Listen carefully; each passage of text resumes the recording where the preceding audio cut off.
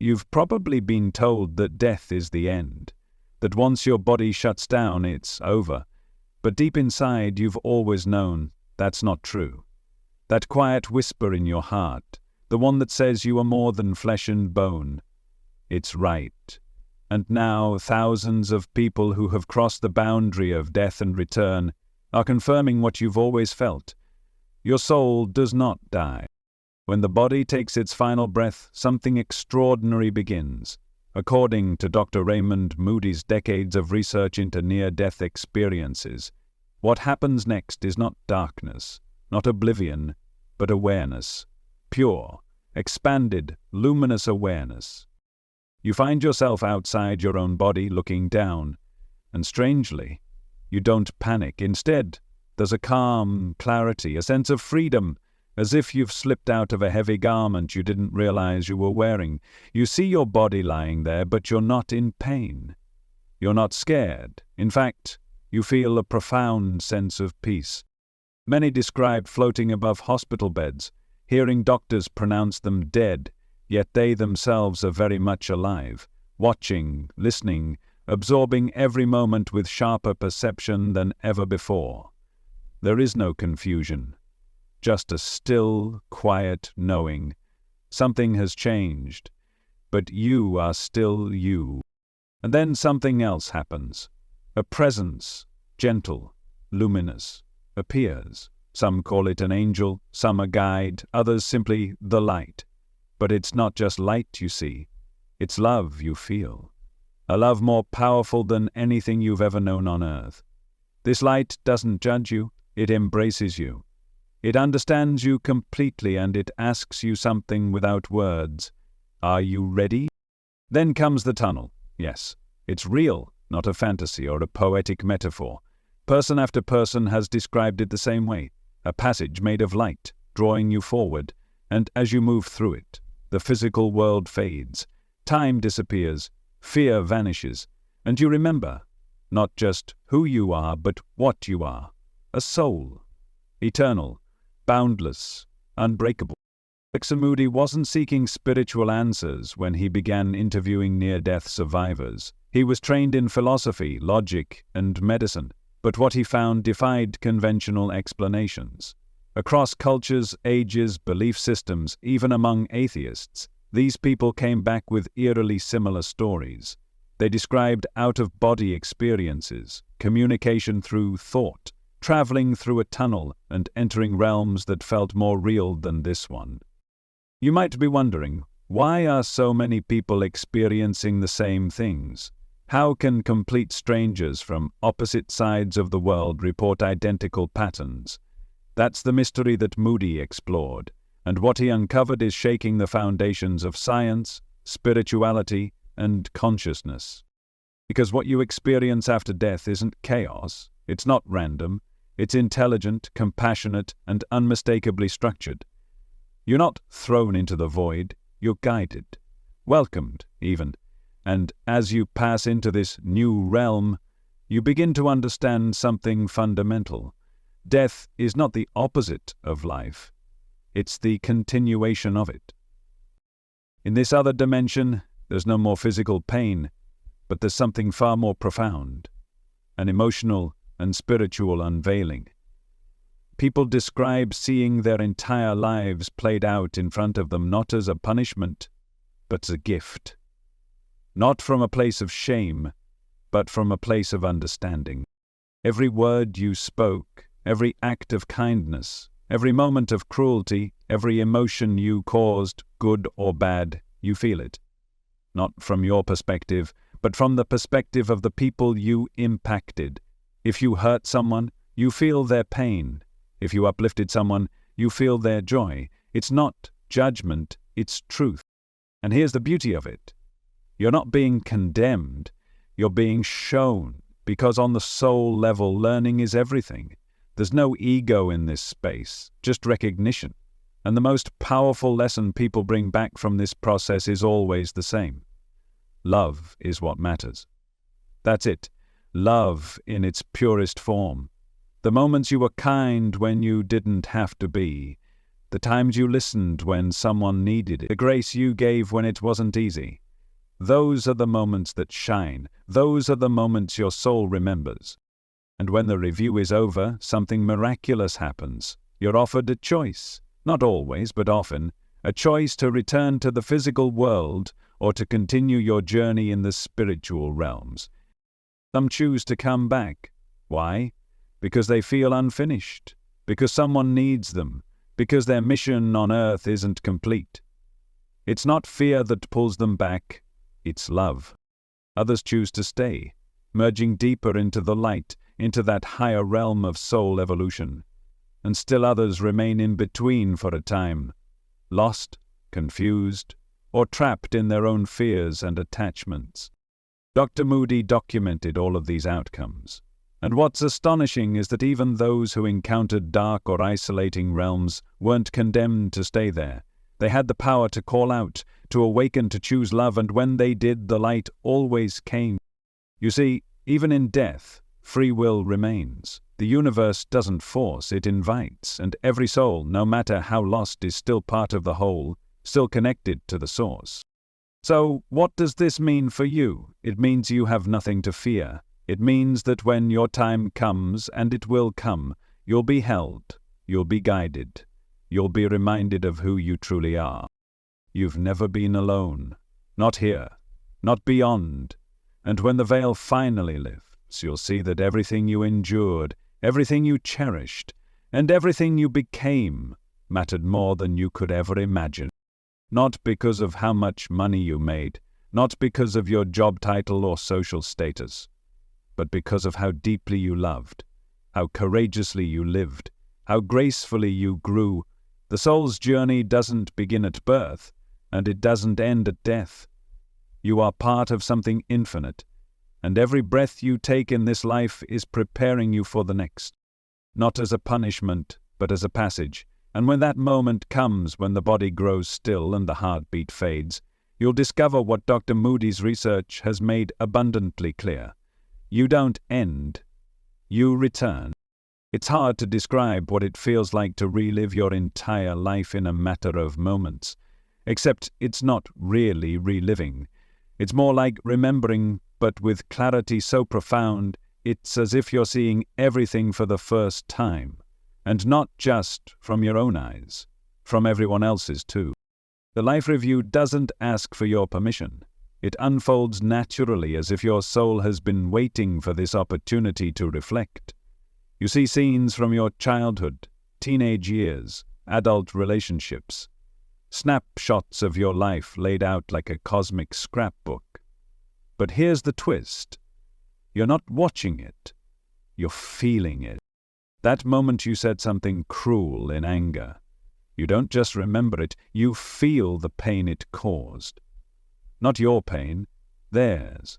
The sharp sting in their chest, the confusion in their heart, the weight of your words echoing in their thoughts long after you walked away. It hits you, not with guilt, but with understanding. And then a simple gesture of kindness, when you smiled at a stranger who felt invisible that day. You feel their entire emotional shift, the way your energy lit something inside them even if they never showed it. You see how something so small reached further than you ever imagined. There are no accusations, no booming voice declaring what you did wrong, no divine scoreboard tallying your sins. There's only you and the truth laid bare in love. Because that's what the life review is, an unveiling, not a judgment. It's love reflecting back at you through every choice you ever made. Dr. Moody found this pattern repeated in thousands of testimonies.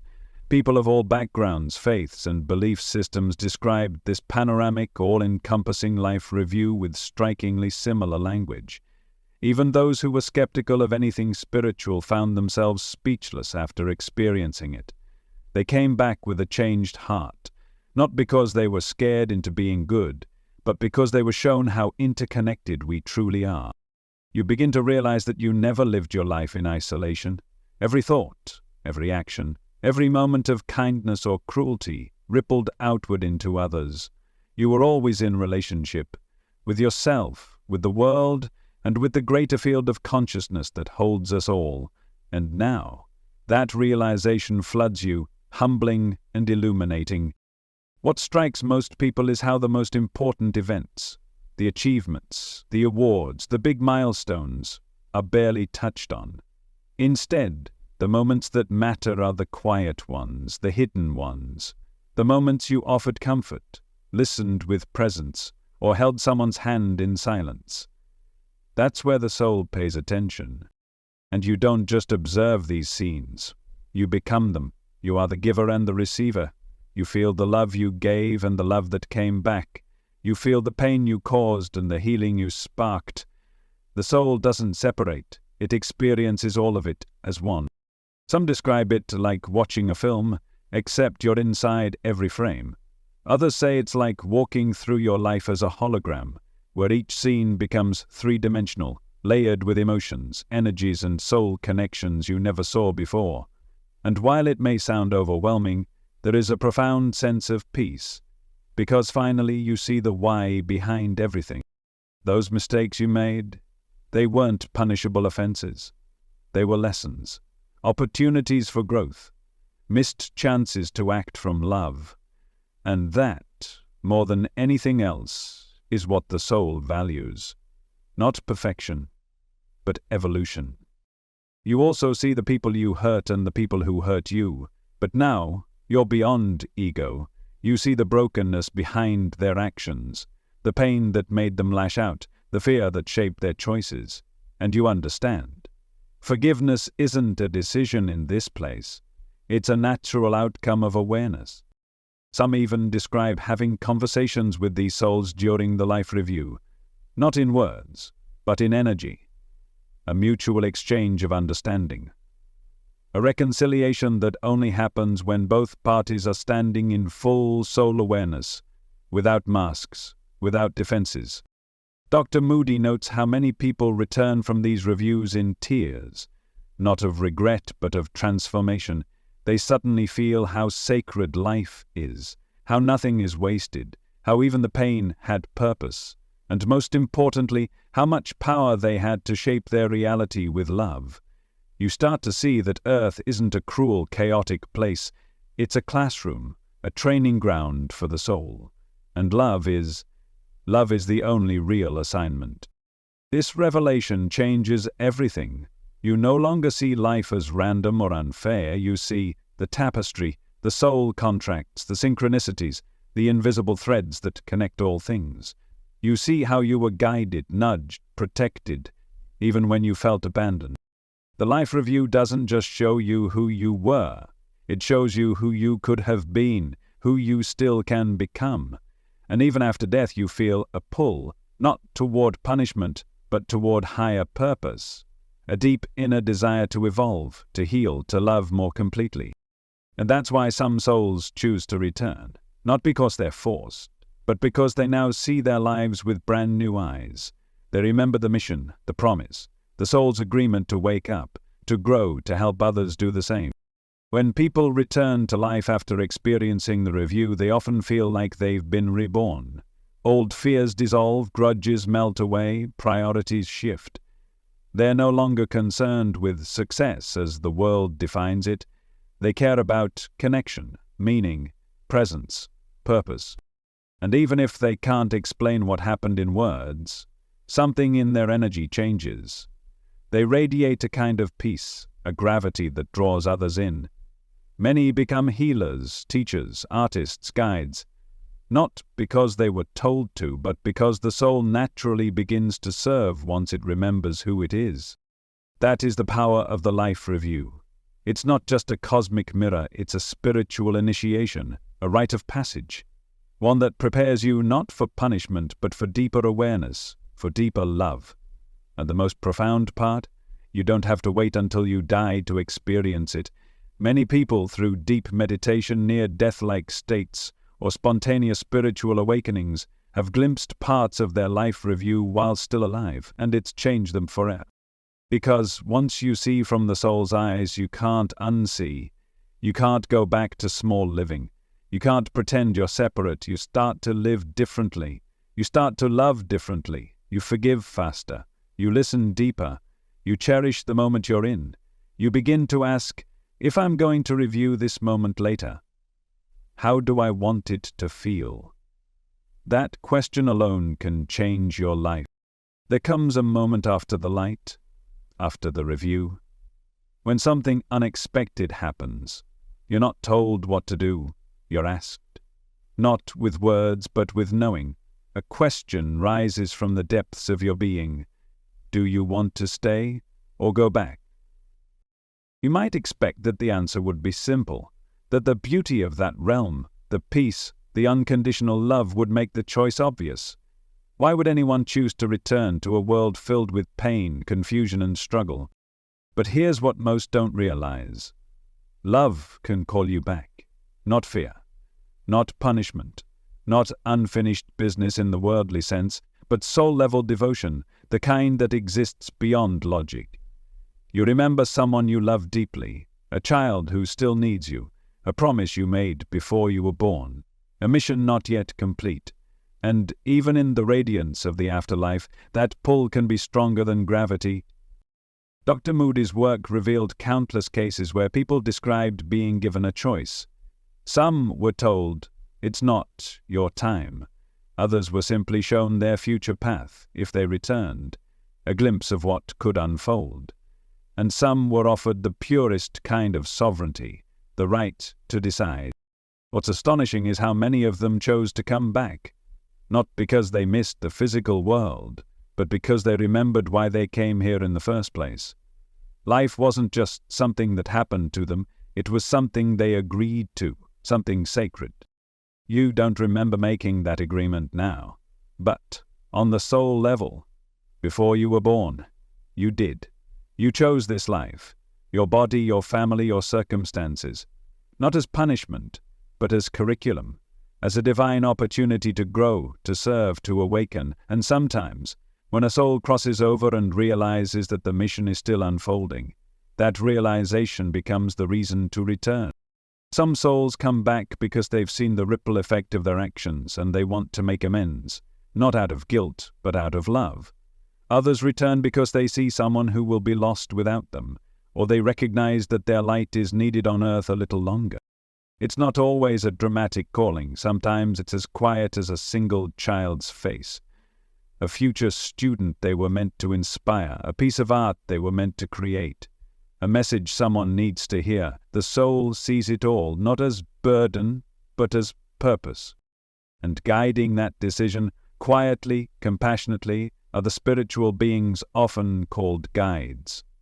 You don't need to believe in them for them to exist. They've been with you since the beginning. Some are souls you've known before. Some are simply part of the greater intelligence that watches over your journey. They don't force you. They don't manipulate. They show you. They reveal the path, the timeline, the consequences of each choice. Not as threats, but as possibilities. And in that space you feel the sacredness of free will like never before. Realize that everything, even in the afterlife, is chosen. Nothing is imposed on your soul. There's no divine courtroom, no forced reincarnation, only awareness, truth, and a deep respect for your sovereign path. If you decide to stay, you're embraced fully. There's no shame, no should have, only love, only integration. If you decide to return, the process begins gently.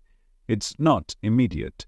You realign with your physical form, slowly, sometimes reluctantly, often with tears, because the contrast between the spiritual and physical is immense. The density of the body, the weight of gravity, the forgetting. That's one of the hardest parts, the forgetting. Most souls don't return with full memory of what they experienced. There's a veil that descends, not as a punishment, but as a necessity, because to fully engage with Earth's lessons, you have to believe in them. You have to feel the weight of separation in order to choose unity. You have to forget the light in order to remember it through experience. Still, something lingers, a knowing, a feeling, a fragment of truth that refuses to fade. And it shows up in subtle ways, an unexplainable peace, a calling to serve, a new urgency to love more deeply, forgive more easily, and waste less time. This is why so many near-death experiences return with transformed lives. They don't just survive, they evolve. They teach, they inspire, not because they were told to, but because something inside them awakened, something eternal. Dr. Moody found that those who returned often changed careers, left toxic relationships, pursued spiritual callings. Many could no longer tolerate living in ways that felt inauthentic. They lost their fear of death, and, along with it, their fear of living. They stopped playing small, stopped pretending, started speaking their truth, because once you've seen the infinite, pretending to be limited feels unbearable.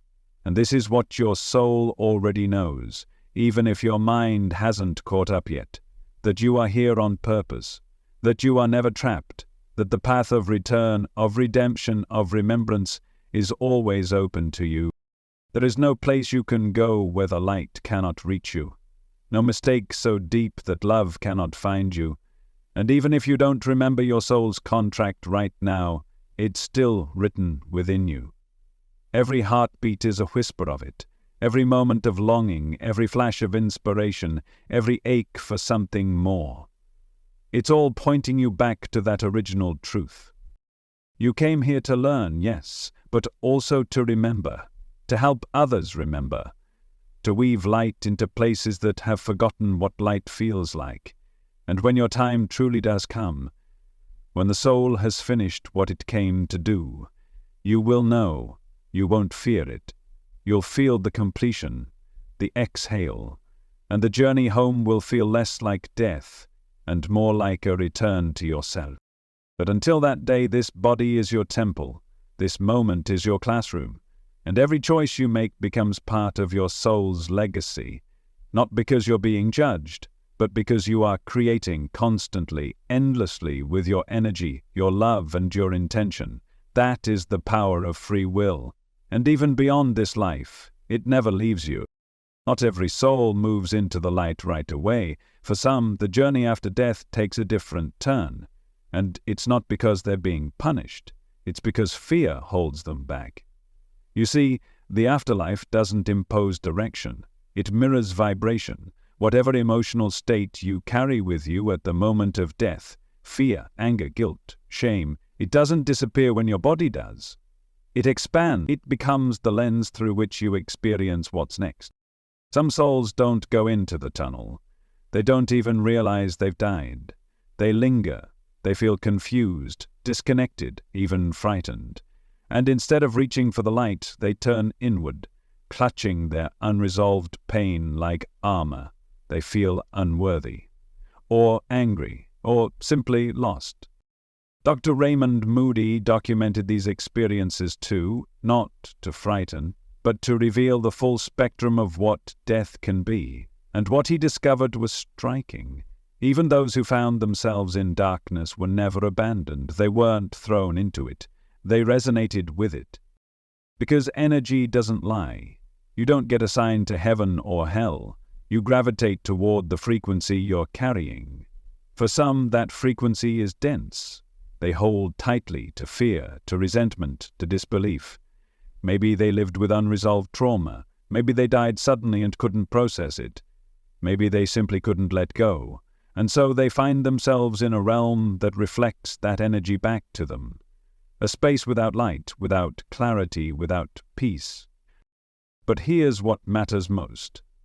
The darkness is not eternal. It is not fixed. It is not a sentence. It is a state, and like any state, it can shift. In that darkness, there's always a thread, a flicker, a presence. The light is never gone. It's just quiet, waiting. Because no matter how lost a soul feels, the truth of who they are cannot be erased. There are countless stories from near-death experiences who passed through these realms. They described spaces that felt cold, grey, disoriented, places where other souls wandered aimlessly, unsure of what was happening. Some called it a void, some called it purgatory, but across the board what pulled them out was one thing. the decision to reach for something higher. One woman described being in a dark, foggy place surrounded by whispering shadows. She felt alone, disconnected.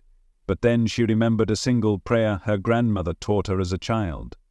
She whispered it, not out of duty, but out of longing, and the moment she did, a light appeared, not outside of her, but within her, and the more she focused on it, the brighter it became, until the shadows faded and she was lifted. Another man described a realm where time seemed frozen. He felt regret so deeply it was like a weight pressing on his soul. But then he heard music, faint, familiar, a melody from his childhood, and something in him softened. The memory of love pierced through the wall of guilt, and in that instant he forgave himself. That was enough to shift his vibration, and he was guided back to the light. These aren't just metaphors, they're echoes of a truth that transcends religion and philosophy. Love is the bridge, always. Even in the darkest corners of the afterlife, love is waiting to be remembered. It's not about being a perfect person, it's about resonance, what you hold in your energy, what you believe, feel, and cling to. That's what builds the terrain of your after-death experience, not as punishment, as reflection. So what happens when a soul doesn't know how to let go of guilt, or doesn't believe they deserve peace? They stay in that vibration, and sometimes they need help. That's where spiritual guides, ancestors, and even living loved ones come in. Prayer, intention, and connection have energy. They reach across realms. There are documented cases of people waking from near-death states saying they heard the prayers of their family, not figuratively, literally. The vibration of those prayers acted as a lifeline, a reminder, a signal that they were not alone. And for many, that's all it took. This is why forgiveness is so powerful, not just for the living, but for the soul. Holding on to bitterness or guilt creates energetic walls. But the moment forgiveness enters, whether from others or from within, it's like cracking open a window in a dark room. Air returns, light enters. Some souls do stay in these shadow states longer, not because they're forced to, but because free will extends beyond life. You can resist the light, you can deny it, but you can't erase it. And eventually all souls come home. There are guides whose entire purpose is to help these souls awaken. Beings of pure compassion who meet them wherever they are, sometimes appearing as familiar faces, sometimes simply as presence. They offer no lectures, no shame, only reminders: you are still loved, you are still light, you can return when you're ready. And eventually, they are. Because even the darkest night cannot extinguish the dawn, even the most broken soul cannot lose its essence. You are not your mistakes, you are not your pain, you are not beyond redemption, you are consciousness, you are spirit, and you are always being called home. This understanding, the vibrational law, changes everything. It reminds you that your energy is not neutral, that your thoughts, emotions, and intentions shape your experience now and beyond. It's not about fear, it's about responsibility, about recognizing that you are a creator, that your soul doesn't simply react, it emanates. And the more you anchor yourself in love, the more you ensure that your transition beyond this world will be gentle, luminous, expansive. But even if you struggle, even if you carry pain or regret, even if you stumble in the dark, the light does not abandon you. It waits, patiently, silently, lovingly. And when you're ready to remember who you are, it welcomes you. Because the truth is, there's no such thing as being too far gone. Not in this life, not in the next. The light doesn't measure your worth, it recognizes your essence, and that essence is eternal. You would think that after touching the edge of eternity, after seeing the light, after feeling the embrace of something infinite, you'd never forget. And yet, most who return from near-death experiences do forget. Not everything, but the fullness, the clarity, the vibrational memory of what they just experienced. It begins to fade the moment they re-enter the body.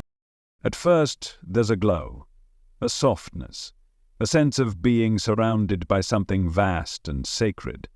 But as the hours pass, as the mind awakens, as the physical world floods back in, so does the veil, that invisible filter that gently wraps itself around the soul the moment it returns to this realm.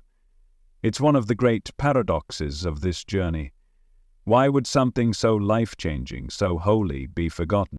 The answer is both simple and sacred. You forget, not because the experience wasn't real, but because forgetting is part of the design. Earth is a school of amnesia, a realm of separation, a training ground where souls choose to step into limitation on purpose. You come here to experience contrast, to feel what it's like to not know, and to find your way back to knowing.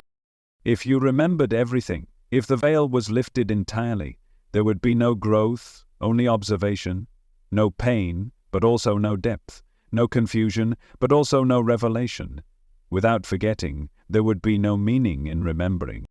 When you entered this life, your soul agreed to the veil, not as punishment, but as a tool, a cloak that would help you believe this world is real so that your lessons would be real. And that belief, that immersion, is what allows transformation to occur. Think of it this way. If you were acting in a play but fully aware it was all pretend, you'd never feel anything. You'd walk through the scenes untouched. But if you forget you're acting, if you believe the story is real, then every moment matters. Every choice becomes a mirror. Every heartbreak becomes a teacher. Every joy becomes divine. That's what this life is, a sacred forgetting, so that you can wake up again, from the inside out. This is why most people don't return from a near-death experience with perfect memory. The soul wants you to remember, but only what you're ready for, only what you can integrate, because knowing without grounding is a recipe for disconnection, and the soul didn't come here to escape Earth. Still, something always remains. Even for those who forget the details, something changes. A softness in the eyes, a quiet sense of peace, a presence that wasn't there before. You've probably felt it around certain people, like they carry a hidden knowing, even if they can't explain. Some remember fragments, a face, a voice, a feeling. Others are left with dreams or symbols that haunt them in a beautiful way. But for most, the full memory is veiled, and that veil, as strange as it seems, is an act of love. Dr. Moody noted how this veil isn't just memory loss, it's vibrational. It's as if the frequency of this dimension dims the clarity of the higher ones, like tuning into a radio station and getting static even though the music is still playing. But even under that static, the soul knows. And that knowing shapes everything. It may not be conscious, but it whispers, in moments of silence, in dreams, in those flashes of déjà vu that feel more like cosmic echoes than coincidence. You start to sense that something greater is guiding you, that your pain isn't random, that the people in your life aren't accidents, that your gifts aren't just talents, they're callings. And that's when the awakening begins. The truth is, the forgetting is the first step of the awakening, because only when you feel lost can you begin to search. Only when you feel separate can you truly understand what it means to reconnect. You came here to rediscover what you already are, to see the divine through the lens of time, emotion, vulnerability, and choice. And in that rediscovery, something miraculous happens. You begin to embody the very love you once remembered so vividly. Some people spend their whole lives chasing that feeling again. They meditate, they pray, they seek teachers, they read books.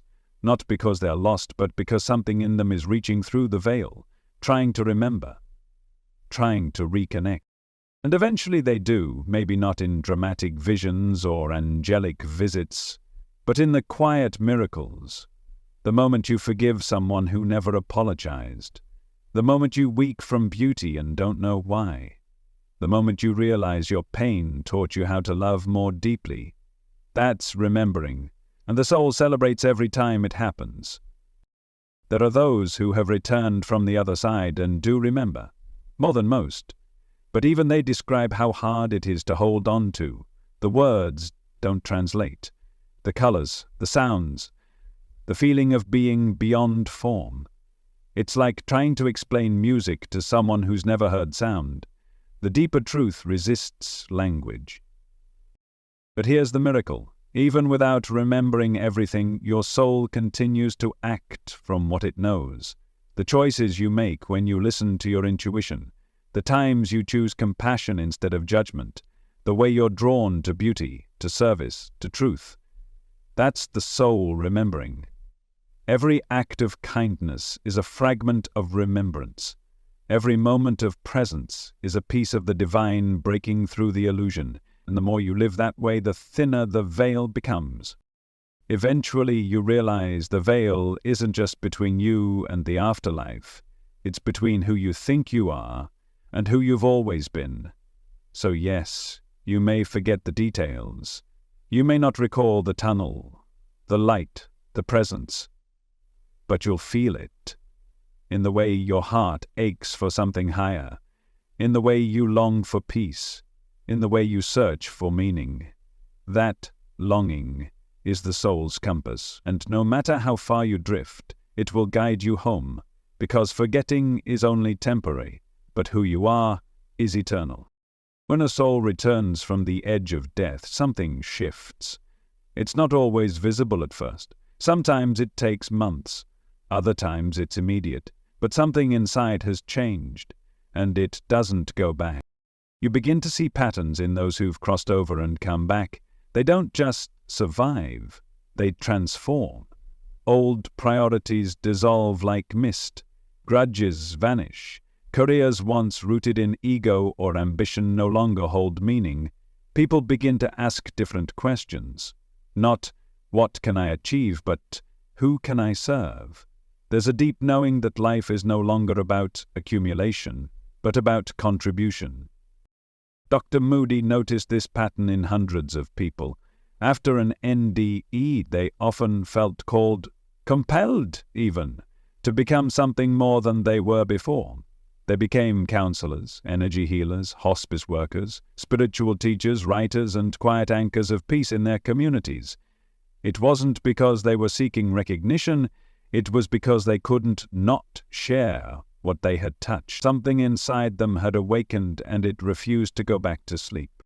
You see, when you remember even a glimpse of what lies beyond this life, you start to live with different eyes. You recognize how brief this life really is, how fragile, how sacred, and you stop wasting time on anything that doesn't align with your soul. Those who return often speak of becoming more intuitive, more sensitive to energy, more attuned to others' emotions. It's as if the soul brings back not just memory, but frequency, and that frequency becomes a channel through which healing flows. You've likely encountered someone like this, someone who exudes peace, who listens without judgment, who sees into you not in a way that invades, but in a way that honors. These are the light workers. Many don't even know that word. They've never studied spirituality, but their lives radiate something higher because they remember, even if they don't remember how they remember.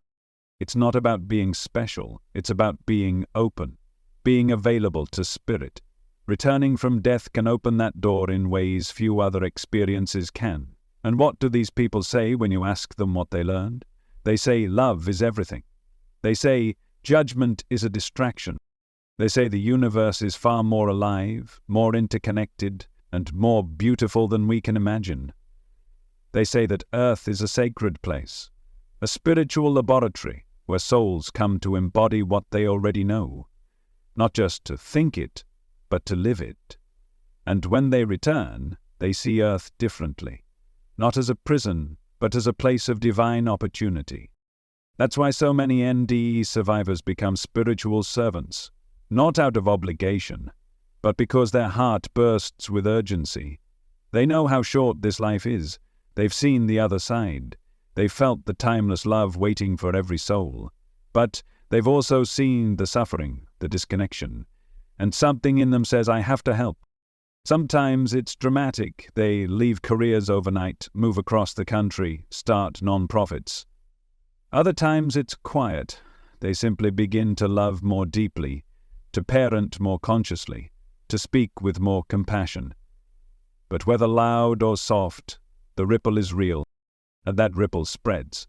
When someone who has touched the other side walks into a room, the atmosphere changes, not because they're powerful in the worldly sense, but because their energy has been altered. They carry a frequency of remembrance, and that remembrance stirs something in the people around them. You may have felt this before. In a conversation that changed you, in a stranger's words that unlocked something in your heart, in a quiet presence that made you feel safe for the first time in years. That's the ripple. And that's the deeper purpose of returning. It's not just about the individual, it's about the collective. Every soul that remembers, even a little, becomes a lighthouse for others who are still walking through fog. Not by preaching, but by being, by holding a vibration of truth that reminds others of who they are. Dr. Moody spoke often about the transformation these individuals undergo, not just mentally but spiritually. Many develop abilities they didn't have before. Heightened intuition, spontaneous healing, synchronicities that defy logic. It's as if their souls remain partially tethered to the higher realms, receiving guidance in real time. But with that guidance comes responsibility, because to carry light in this world is not always easy. There are days of loneliness, of doubt, of feeling like you no longer fit into the world you left behind. Relationships shift, desires change, the ego resists. But the soul cannot unknow what it knows, and so you walk forward, not with certainty but with trust, because you've touched the truth, and now you carry it. You realize that healing is not just a gift, it's a way of being. That teaching doesn't always mean words, it means presence. That service doesn't always mean sacrifice, it means alignment. And earth becomes your field, your mission ground, not in the heroic sense, but in the sacred sense.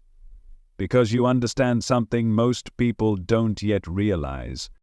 Everyone you meet is fighting an invisible battle. Everyone you meet is seeking light, even if they don't know how to say it, even if they've forgotten how to look for it. And just by being someone who remembers, you become a mirror of that light. You don't need a stage, you don't need a following, you don't need to prove your purpose. Your being is your message. And the more you live in alignment with what your soul now knows, the more you magnetize others into their own remembrance. It's not about saving the world. It's about lighting one candle at a time. And over time, those candles spread. This is the ripple effect of returning with remembrance. It's subtle, it's powerful, and it never ends. Because once the light touches you, it doesn't stay with you. It moves through you. And through you it touches the world. You were never meant to fear death. Somewhere along the line humanity was taught to dread it, to see it as an end, a punishment, a loss. But the truth, the deeper truth, that your soul already knows is this: death is not the end. It is an initiation. What Dr. Raymond Moody revealed through his research wasn't new. It was a remembering, a modern echo of what ancient cultures have known and taught for centuries. When people from all walks of life return from death describing tunnels of light, life reviews, encounters with spiritual beings, and the overwhelming presence of unconditional love, they weren't just reporting anomalies. They were stepping into a stream of timeless wisdom, a stream that has been flowing since the beginning. The Tibetan Book of the Dead spoke of it long before science dared to explore consciousness. According to its teachings, the moment of death is not a collapse, but a transition into the bardo, a space between worlds.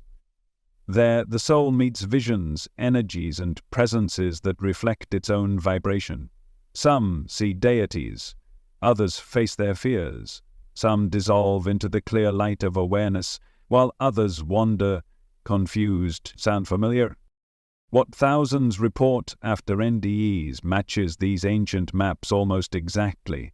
The tunnel, the review, the sense of being offered a choice, the pull toward light, the recognition that everything they encounter is somehow a reflection of their own consciousness.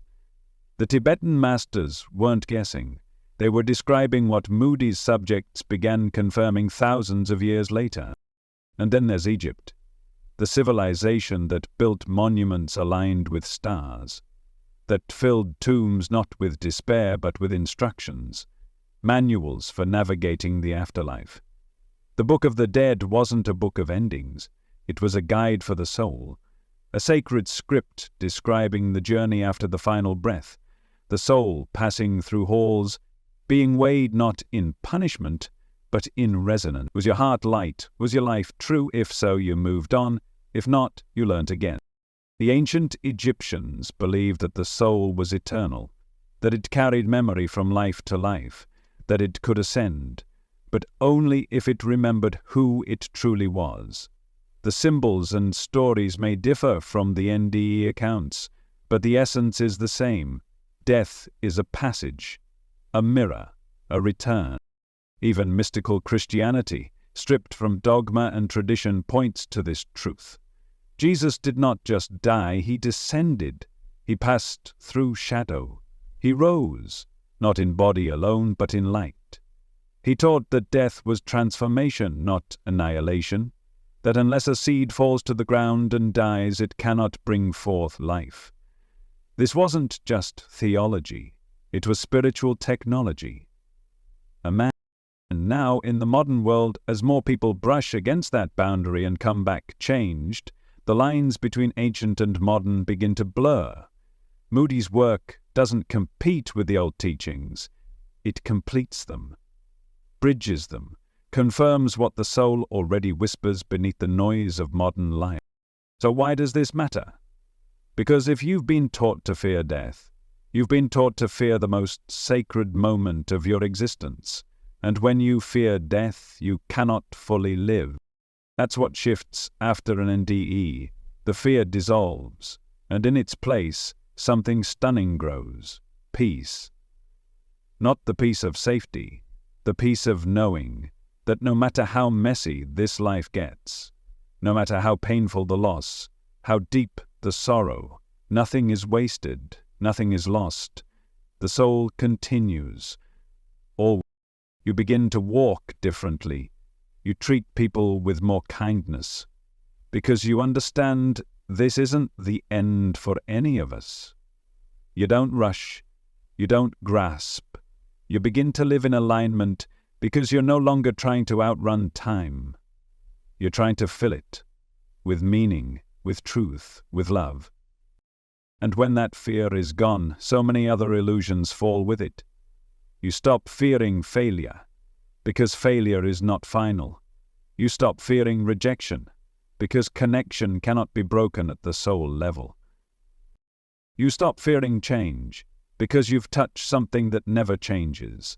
Death becomes less of a cliff and more of a doorway, one that you've walked through before, one you'll walk through again. And when you finally reach it, you won't panic. You'll breathe, you'll release, and you'll remember that this was always part of the path, that Earth was never meant to be permanent. It was meant to be profound, that your body is not your identity, it's your vessel, that your personality is not your essence, it's your mask, and that the real you, the eternal you, has never been born and never truly dies. That is the power of seeing death as initiation. It reframes everything. Initiation means passage.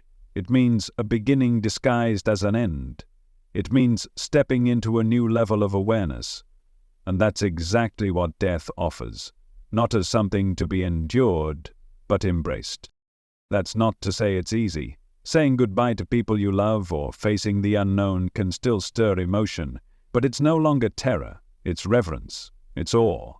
Because when you know that life is not a straight line but a spiral, you stop resisting the turns. You understand that every ending is a threshold, and every threshold is sacred.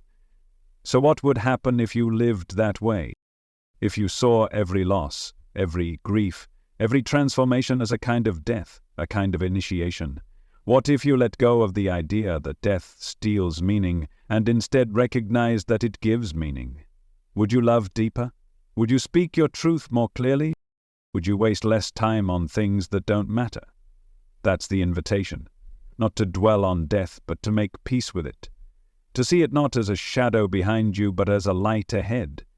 A light that is not waiting to take from you, but to welcome you when your time is right. And until then, to live fully, fiercely, consciously, because now you know, death is not the end. It's the moment the soul remembers its beginning. You are not your body. You've heard that before. Maybe you've believed it in theory. But right now, I want you to feel it. Close your eyes, even just for a moment. Take a breath, not just with your lungs, but with your awareness. The breath you're taking, that's not you. That's the body, the vessel. You are the one observing the breath, the presence behind it. You are not skin or bone, not a number on a scale, not a name on a license. You are not the job you do. You are not the roles you've been given. You are not the stories others told you about who you are. You are awareness. You are consciousness. You are soul. And one day, maybe far from now, this body will grow still. The breath will stop. The heart will quiet. And when that moment comes, you will still be here, watching, awake, free. Death is not your enemy. It's your return. But before that moment comes, you have this life, and this life is sacred.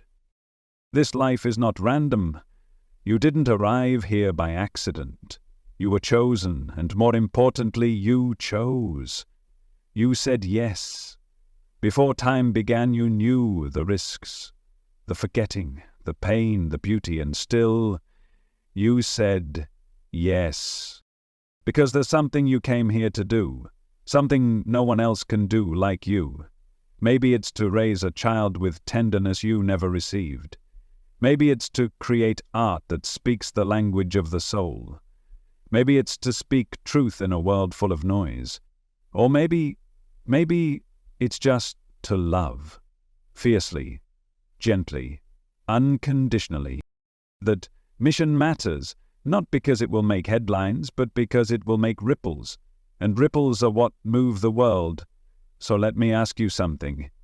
If you knew your time here was short, not in a fearful way, but in a truthful way, what would you stop postponing? What would you stop apologizing for? Who would you forgive? What would you say to the person you've become? You see, death teaches us how to live, not by scaring us, but by reminding us that this moment is all we ever truly have, and this moment is everything. So many people spend their lives waiting to be ready, waiting for the right sign, waiting to be worthy. But the soul doesn't wait. The soul moves, the soul breathes, the soul lives fully, knowing that every sunrise is a chance to begin again. You don't have to wait for a near-death experience to wake up. You can choose to remember now. You can look at your hands and whisper, "Thank you." You can take one slow breath and feel the miracle of being here. You can walk outside and remember that the sky has always been watching you, always rooting for you to remember. And you can decide, right now, to stop shrinking into old stories. You can let go of shame that was never yours to carry. You can stop chasing and start being. You don't need a cosmic light to tell you who you are. That light is already inside you, waiting, glowing, guiding. The same light the DNDE survivors speak of, that overwhelming, radiant presence of love. It's not just out there, it's in you. And when you live in alignment with that light, something opens. You start to feel life, not just move through it, but actually feel it. The softness of a hug, the courage it takes to tell the truth, the ache in your chest when you see someone hurting and realize we are all connected. That awareness, that soul, That is the you that survives death. That's the you that existed before birth. That's the you that watches, listens, creates, and loves through it all. And when this chapter ends, and it will end, you won't be gone, you'll just remember. You'll remember that none of this was wasted, none of it was meaningless, that even the pain was part of the shaping. So don't wait for a tragedy to wake up. Don't wait for loss to remind you what matters. Let this be your moment, to breathe deeper, to listen closer, to forgive faster, to speak more gently, to say the words you've been afraid to say, to chase the dream that keeps whispering, to look in the mirror and finally say, I'm enough. You don't have to be perfect. The soul doesn't care about perfection. The soul cares about presence, about alignment, about whether or not you showed up for your own life. So show up, even when it's messy, even when you're scared, even when the world tells you to be small, be big anyway. Because this life is not a rehearsal. It's the real thing. It's your initiation. And you already have everything you need. The fear of death doesn't have to rule you anymore. You've seen the truth now. You've felt it. You've remembered. And that remembrance is your freedom. Now, the only question left is this. What will you do with it? So you've remembered, not just intellectually, but in your being, in your breath, in that quiet moment when you felt something ancient stir inside you and say, there's more. Now, the question becomes, how do you live with that knowing? Because it's one thing to touch the truth. It's another to carry it through the ordinary, through the traffic, through the bills, through the moments when your child is crying or your heart is breaking or the world feels too heavy to hold. This is where the real work begins. Spiritual awareness is not just for the sacred spaces. It's not just for meditation cushions or mountain-top retreats. It's for the grocery store, the morning commute, the awkward conversation, the sleepless night. It's for every moment. When you realize that you are a soul having a human experience, not the other way around, then every second becomes an opportunity to return to alignment. Every emotion becomes a teacher. Every decision becomes a portal. So how do you walk through this world with soul awareness?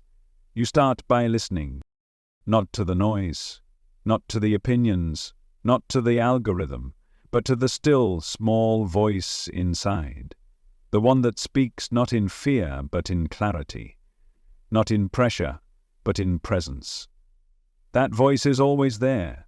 It's the same voice that guided you here, that kept you curious, that called you to remember. You begin to act from love, not reaction. When someone triggers you, you pause. You ask, what part of me is being invited to heal? When life gets loud, you slow down. You breathe. You remember that presence is more powerful than control. When pain arrives, you don't resist it. You meet it with compassion. You see it as part of the unfolding, not because pain is easy, but because you've seen what's on the other side of it. And when joy arrives, when beauty finds you in the simplest form, you don't brush it off. You receive it fully. You let yourself feel it. You say, thank you. Because that's soul awareness too. You don't need to be a monk. You don't need to renounce the world. You just need to wake up within it. You might start seeing synchronicities, numbers, signs, dreams that speak louder than logic. That's not coincidence. That's resonance. That's your vibration matching up with higher awareness. You may find yourself drawn to certain people or pulled away from others. That's energy sorting itself out. Your soul knows who aligns and who distracts. Trust that. You may find your career no longer fits. Your goals may shift. Things that once thrilled you may now feel hollow. Don't panic. You're not losing your passion. You're shedding your programming, making space for the real mission to reveal itself. And it will, one step at a time. You see, living with soul awareness doesn't mean you have all the answers. It means you're willing to listen for them. It means you're willing to move forward even when the road isn't clear, because something inside you knows there's more to this life than surviving it. You begin to see the divine in everything, painting just for you. These aren't distractions. These are reminders, proof that the sacred is woven into the mundane. When you live with soul awareness, you become more gentle, not weaker but more intentional. You start protecting your energy not out of fear, but because you finally understand how precious it is. You stop giving your time to things that drain you. You stop forcing what doesn't flow, and you begin to forgive. Not because they deserved it, but because you deserve peace. You deserve freedom from the chains of old pain. You begin to speak more truth, not in aggression, but in love. You learn that honesty is a form of intimacy, that your voice carries frequency, that words shape energy. You begin to serve not because you need to prove anything, but because you can't help it. The soul wants to give. The soul needs to create. The soul naturally expands when it's remembered. You'll still have hard days. You'll still fall into patterns. You'll still forget. But now you'll know how to return. That's what makes the difference. You'll recognize when you've left your center, and instead of spiraling into shame, you'll simply breathe. Reorca. Realign. That's mastery. Not perfection, but presence. And you'll begin to understand what all those ancient teachings meant. You'll understand why the mystic said the kingdom of heaven is within you, why the yogi said you are not the body, not the mind, but the witness, why the sages said the soul sleeps in stone, dreams in plants, wakes in animals, and remembers itself in you. You'll realize that awakening isn't about leaving the world. It's about loving it more deeply, seeing it with eyes that know its impermanence and still choose to give it everything. You'll know that grief is holy, that tears are cleansing, that endings are gateways, and, most importantly, you'll trust yourself. Not the self that was shaped by fear, but the self beneath it. The one that came before the noise, the one that will remain after the story ends. That's the soul. That's who you are. And when you live from that place, everything changes. Not all at once, not always loudly, but deeply, permanently, irrevocably, because you've remembered. And when you live with that remembrance, life becomes what it was always meant to be, a sacred, fleeting, beautiful initiation, a breath between worlds, a miracle you chose.